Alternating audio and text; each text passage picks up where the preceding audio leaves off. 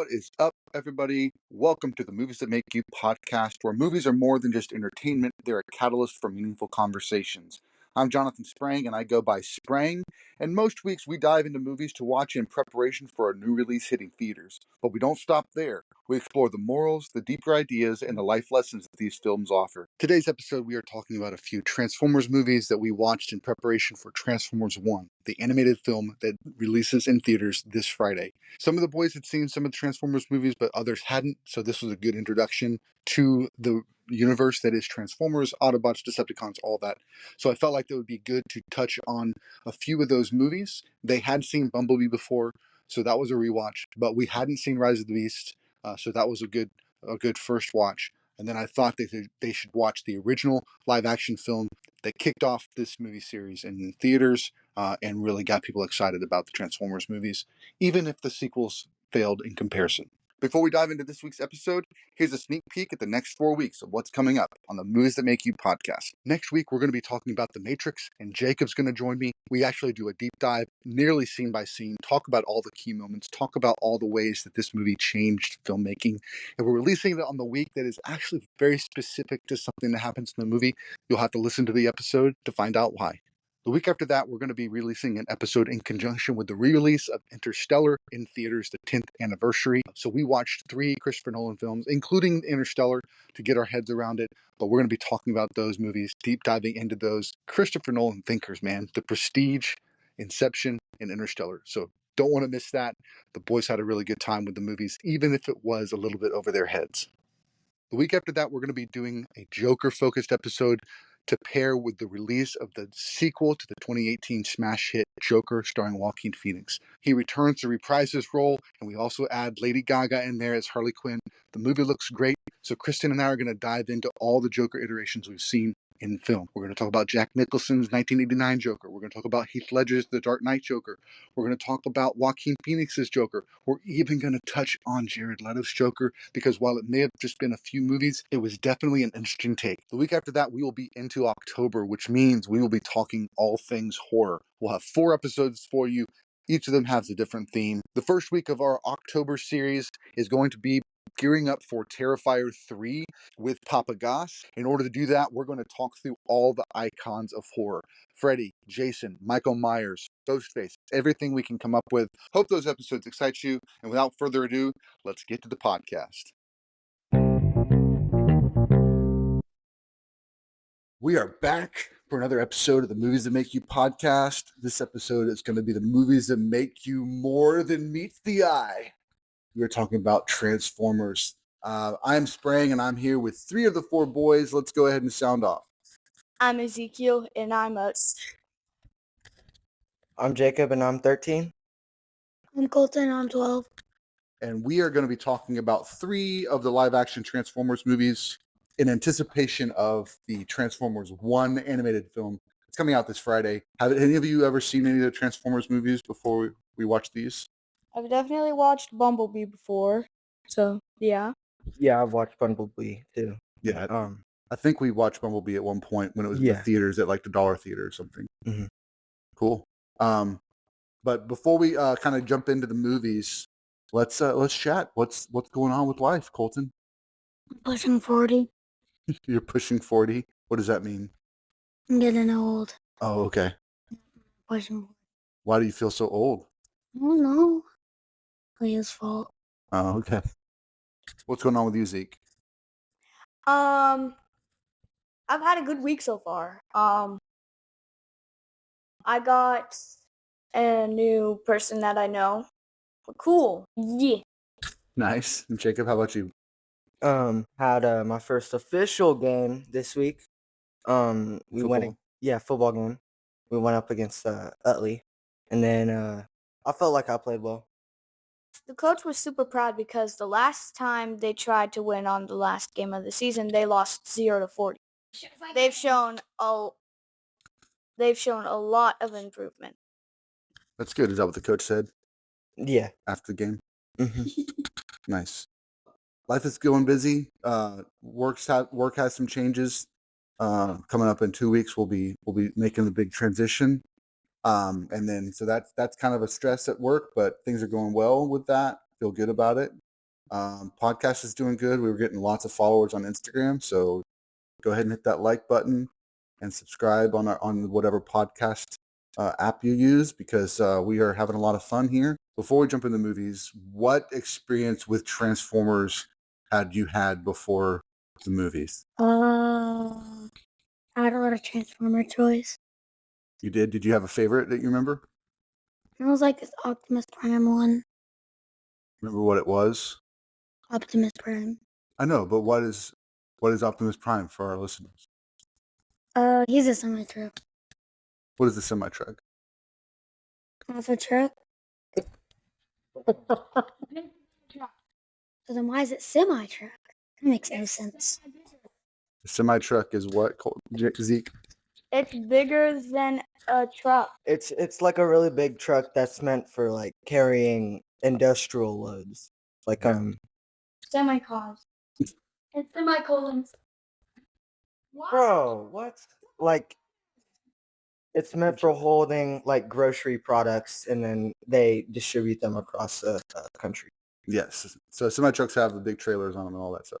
What about you, Zeke? What experience with Transformers had you had? I didn't really know that much about them. I knew they existed. It's like a, oh, they exist. It's like a, oh, they don't exist. Oh, now they exist. Now I know they exist. Okay, Jacob. What about you?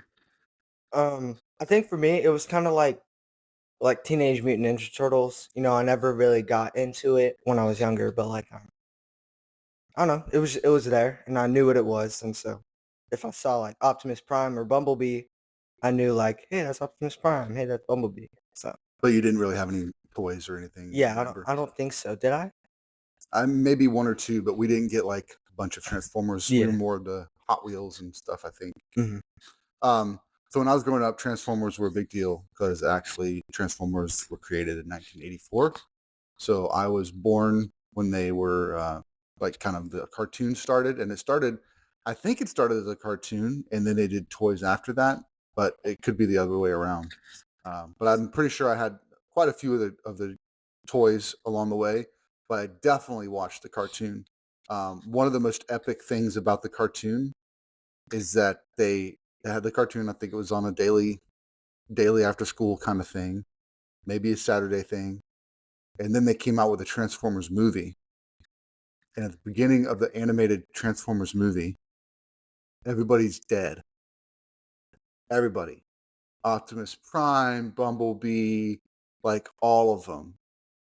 And then they had a whole new set of Transformer characters that were now the characters of the movie. And it was like, it might have just been a marketing ploy to try and like, hey, here's a whole new batch of Transformers you're going to love, and you should go out and buy them. I don't know, but it like threw everybody that watched it. Why Dale? Like I said, I think that they just were using it as like a marketing tool. How Dale? Oh, I don't know. I don't even know if I've ever watched the movie. I just remember hearing about it. I'm pretty sure the Decepticons destroyed their planet for fuel. So yeah, we can talk a little bit about that. Who are the Decepticons? They are the bad guys, and they decept. Get it? Because they decept. They decept. Yep. And then what are the good guys called? Autobots. Yes. Autobots. Roll out. Yes. So we have the Autobots and the Decepticons. Those are the main characters of the Transformers universe. And do you remember what planet they came from? I don't. It's your favorite truck. Optimus Primal. No. Close. It came from Cybertron. Cybertron. Like Cybertruck. What's your favorite? Cybertrucks are amazing. Yes. So yeah, Cybertron. Now what's good and cool about the new movie that's coming out, that's this Friday, is you're actually seeing the kind of the origin of these characters. So we have Optimus Prime. He's the leader of the good guys, the Autobots. Who's the leader of the bad guys? Megatron. That's right. Megatron is the leader of the bad guys. You surprise yourself? I guessed. You guessed? Nice. Said a word and then Tron after it. Very nice. In the new movie, Transformers 1, Megatron, who's not Megatron yet, Optimus Prime, who's not Optimus Prime yet, in the trailer. It's kind of like they're teenagers and they don't transform yet. They can't transform yet. So they haven't learned to transform. They haven't gotten that ability. So everybody's kind of like putting them down. And then somehow they go down in some cave and there's some dude there that gives them the ability to transform, and then they leave and they're like, oh, we can transform now. So that's kind of the trailer. So we're kind of getting, with that movie, it seems like we're getting like this super early origin story of where they came from. So the three live action movies we watched were the first original Transformers movie that had Shia LaBeouf and Megan Fox. And then we skipped ahead to Bumblebee, which was pretty much like a reboot of the series. There were a bunch of Transformers movies that came out after the original, all kind of produced and directed by Michael Bay. And then they were kind of, let's take a different take of the movie, of the series, and they kind of flashed back to the 80s and did like a reboot. And I thought that in that one we saw Bumblebee arrive on Earth with something to try and save it from the Decepticons. And then we also got another origin, Cybertron origin, in Rise of the Beasts, which was the third one we watched, because they had that key that actually allowed them to transport from different it wasn't Cybertron though. It was a different planet that had the animals. Yeah. So those are the three movies we watched. Let's go ahead and kind of walk through them like we normally do. First Transformers movie, Shia LaBeouf is a kid. Remember his name? Scared to Very Jacob Sprang. really close, because it was a Witwicky was his last name. You not remember that? Joseph Witwicky. I don't remember his first name off the top of my head, but I always remember that last name, Witwicky. And then what was the main point of that one? High school student Sam Witwicky buys his first car, who is actually the Autobot Bumblebee. Bumblebee defends Sam and his girlfriend's Magella Baines from the Decepticon barrage.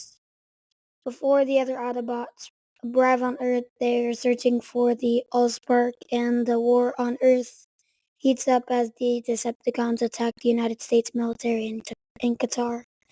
Sam and Mikaela are taken to the top secret agency Sector 7 to stop the Decepticon. But whenever they learn the agency also intends to destroy the Autobots, they formulate their own plan to save the world. Very good. That works. The kicker is that Sam Witwicky's great-grandfather had seen Megatron frozen in the ice, and Megatron, it like basically lasered the map to the Allspark on Sam Witwicky's grandfather's glasses. And so that's what actually helped the Autobots find Sam Witwicky, and what they kind of sent them on the journey to try and find the Allspark. So one of the standouts for me was, do you remember what car Bumblebee was originally? An old Beetle, right? Or an old Camaro? So in the original, he was a Beetle, a Volkswagen Bug from the 80s. And then in the new one, like the movie with Shia LaBeouf, the first movie, it was an old, like, beat up Camaro is what he showed up as. And then I think for me, the fun part is once they find out that the car can drive itself, she comments on the car being an old car. And so Bumblebee kicks them out, and then goes and samples a brand new Camaro, and then comes back as the brand new Camaro. And they're like, what?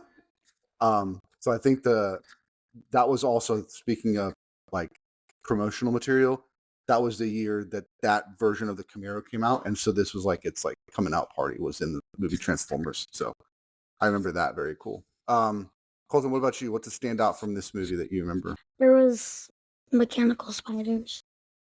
Oh, there was that one guy, that one little guy that was running around. Oh yeah, and then there was a biggie who was attacking the whole military base. That one looked like a scorpion, like going through this jumping in and out of the sand. That was pretty cool. Not that one. It was, I think it was second scene, but there was everybody talking on the military base, and this guy was talking to his wife. And then there was this biggie who came in and started attacking everybody for no reason. Yeah, that was the helicopter guy. Yeah. Yeah, that was cool.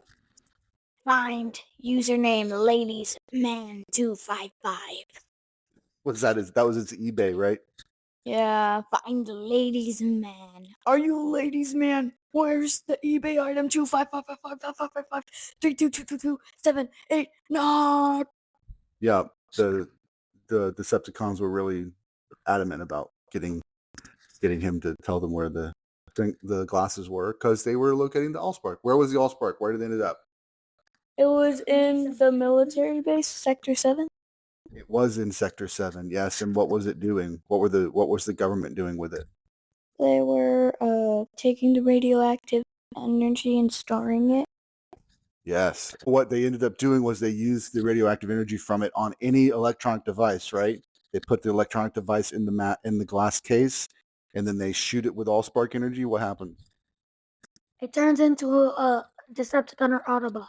Yeah, it turns into a little transformer and begins destroying lots of things. So they were trying to figure out how to use it. One other thing I did want to mention about this is that they had a team of people trying to locate the Allspark, so they could try and get there before the Decepticons did or the Autobots did, because they didn't know that either Transformers would be good guys or bad guys. They just knew that there were aliens on their planet. So the other thing I found interesting was there was a couple of scenes. So there's a girl that was a part of this research team from one of the universities. They actually cracked the case. They cracked the code of what the audio message that was playing. She cracked it. And then when she's telling the bosses in charge that she cracked it, her boss, or the leader of the group, was like, well, her team did. And it was like this really slight like put down of anything that she did. The older men in the movie kept trying to put her down, even though she was the smartest one in the group.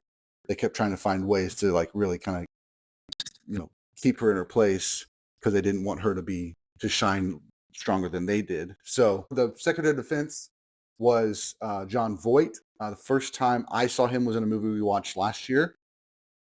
When I was a kid, it was Mission Impossible. He played in the first Mission Impossible, he played Ethan Hunt's boss in that first movie. So, John Voight, yeah. So, Jacob, anything else you can remember about this one? Not really. I just remember that it had a lot to do with like military, and like the last scene was pretty epic. So, yeah, they all like basically attack in Chicago, and there's like huge fights.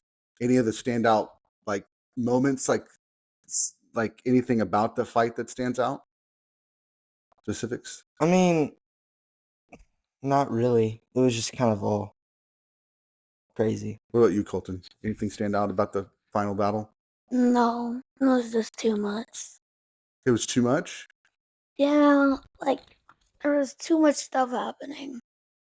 I thought you wanted a lot of stuff happening in the big epic final battle. Too much stuff. Was it hard to follow what was going on? Yeah, the screen was moving a lot. Okay.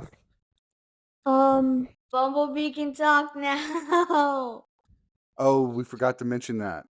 So in the first movie, we recognize already that Bumblebee can't talk, right? So how does he communicate? Through the radio.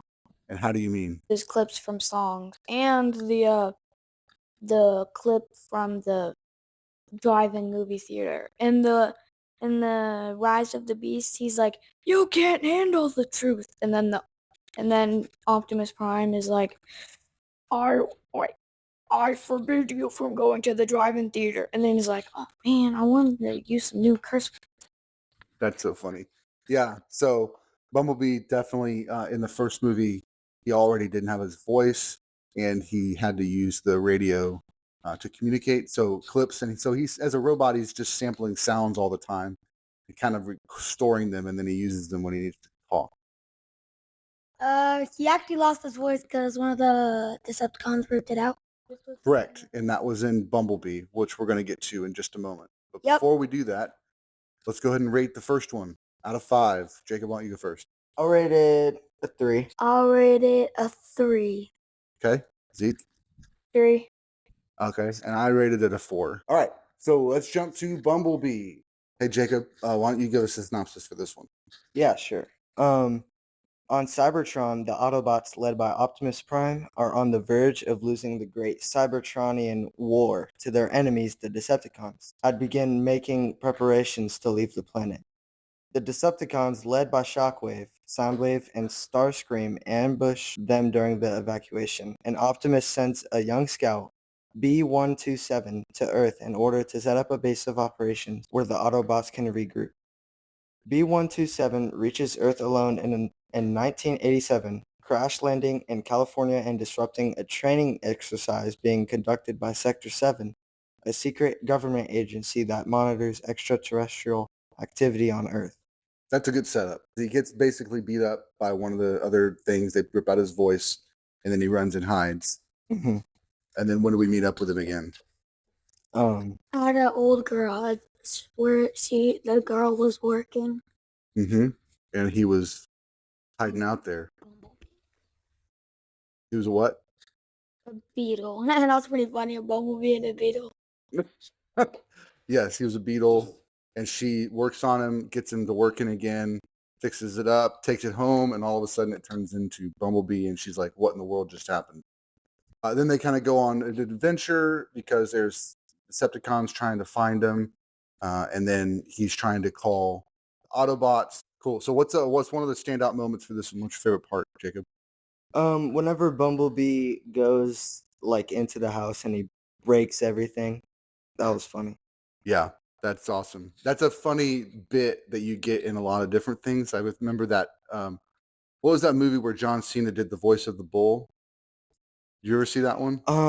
Fernando? Yeah. Yeah. They actually in a did. China shop. Right. Yeah. Like that's a phrase that we use in modern day. Like, don't be a bull in a China shop. Which what do you think that means, Colton? Don't be disruptive. Yeah. Yeah. If you're in a China shop and you want to be really delicate, you want to be careful, don't want to bump anything. But if you're a bull, what are you going to do in a China shop? You're gonna be disruptive. You're going to be a little bit more disruptive, right? Yeah, you're gonna be homewrecker. Yeah, you probably bump into everything, knock everything, break everything. So that was kind of funny that the Fernando movie did that. Like, and he's like being so careful, trying not to break anything. But speaking of John Cena voicing Fernando, John Cena's in this movie. Bumblebee is one of the people that are doing the training exercise at the beginning. He has one of the funniest lines in the entire movie. Like, do you think we should trust these guys? They're called Decepticons. Nice. All right, Colton. What's your favorite part from the movie? Well, Jacob stole mine, so I have to think of a new one. Let's see. The very end. There wasn't too much fighting, just the perfect amount. Cool. Describe what happened? They fought, and then Bumblebee won, and then it ended. Who fought? Bumblebee and the Decepticons, they fought. Punch, punch, and then another punch, punch. And then I kept on punching and kicking each other, and then rolling, kicking each other. Was there any moment in it that was really cool that made it awesome? Like that Yeah, whenever he turned in the car, and then he slide kicked him. Nice. That was pretty cool. Cool. Is that Jacob Sprang? Bro, why do you keep on glazing me? Like every time at school, you're like saying, "Is that Jacob Sprang? Is that Jacob Sprang?" It's so weird. Zeke, what's your favorite part of Bumblebee? How he immediately ejected the "gonna give you up" tape. Yeah, that was a funny scene because she's like trying to put audios. Oh, she's giving him a bunch of recordings so that he can build out his library of sounds, right? And so one of them is Rick Astley, "Never Gonna Give You Up," and he spits it out right at her face. That was pretty funny. Oh, a good one would be at the end of the movie when she's like has to let him go. He says, "Never gonna give you up." That would be funny. That was fun. Yep. So this was starring the girl that was starring in it. Haley Steinfeld. Nice. And we know her from what? Dude, I'm trying to think right now. No. All right, Hawkeye. She was in the Hawkeye TV show. Oh, that was so long ago. I know, but you got to remember these folks. You got to keep them in the back of your mind. That was like whenever we first moved here. Yeah. I don't know that I have a favorite part except like I really liked the scene where he's doing the sounds. That was pretty funny, and I just like the movie. There is a love relationship. she has a friend that's like trying to date her, and she's not really interested, and then they kind of become friends, more close at the very end. I like that part of the story, but really, what makes this movie so strong is that it's what people would call a boy and his dog, even though it's not a boy and it's not a dog. That's the style of story it is just like Old Yeller or Marley and Me. no, not Marley and Me. That's a different kind of dog movie. I was gonna say E.T. Oh yeah. You know, it's like this kid gets this thing, and then he's got to try to take care of it, protect it, and like kind of grow with it, and then learn and save the day together, that kind of a thing. So E.T.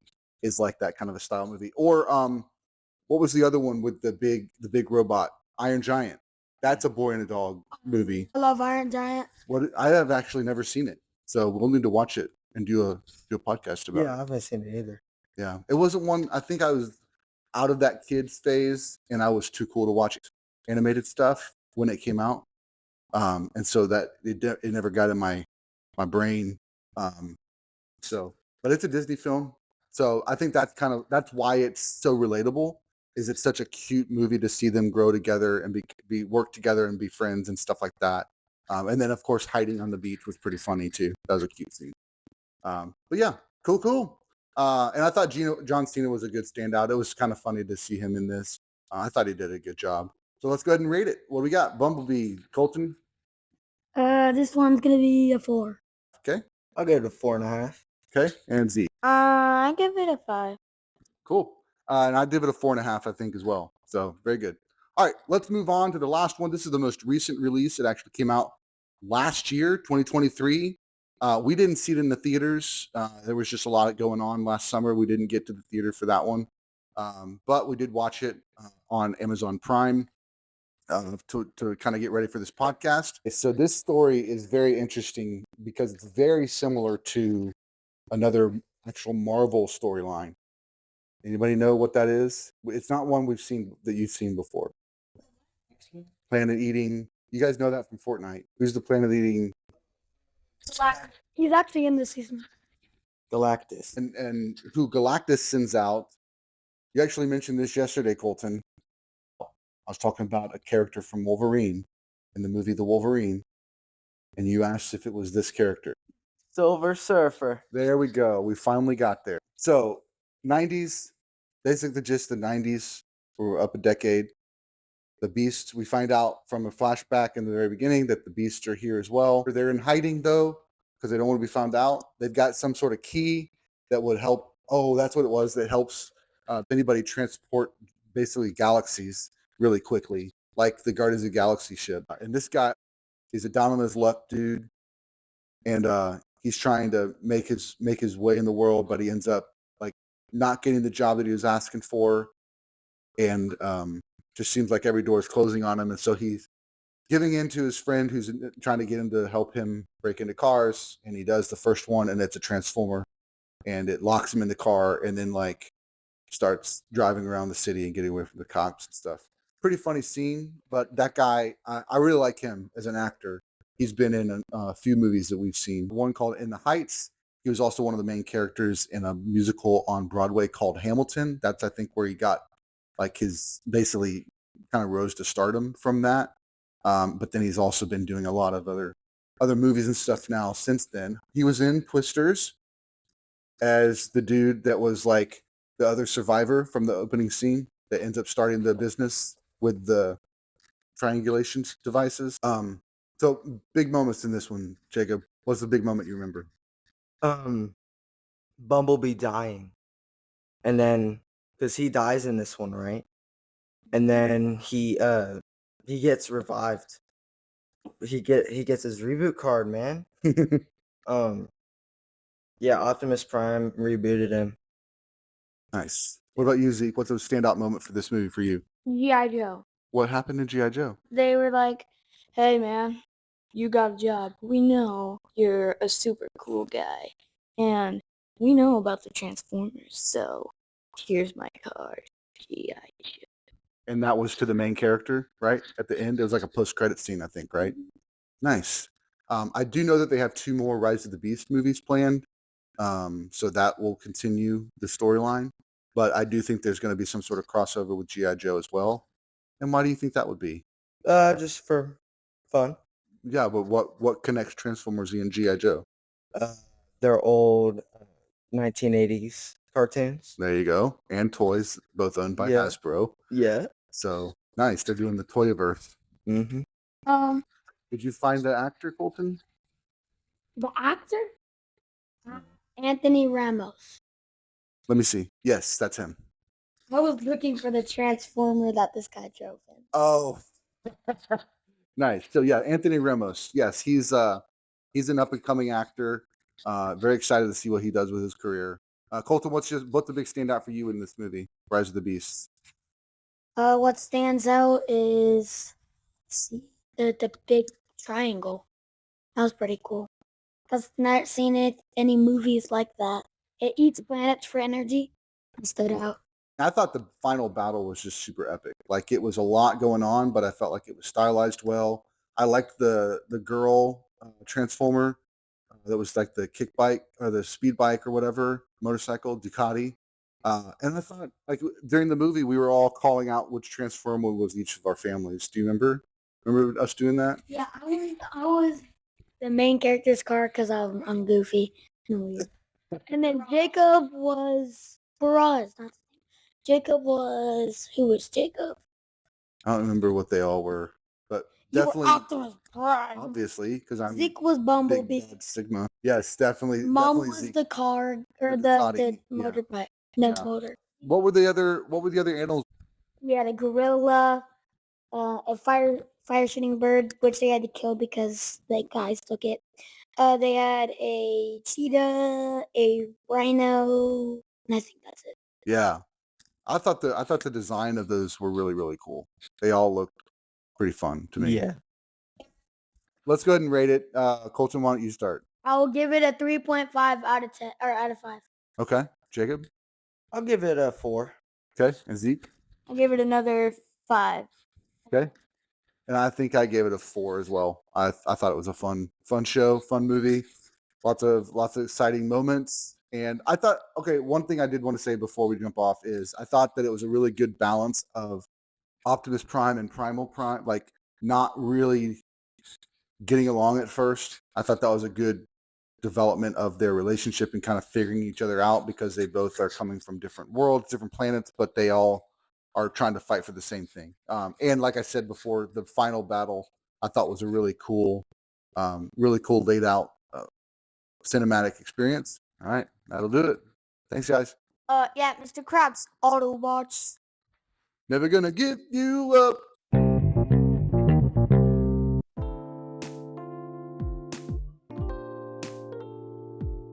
Thanks so much for listening to the Movies That Make You podcast, where movies are a catalyst for meaningful conversations. We hope that you'll give us a like, a share. Let us know you were here over at our Instagram at Movies That Make You. And don't forget to subscribe so you never miss an episode. So until next time, keep watching movies.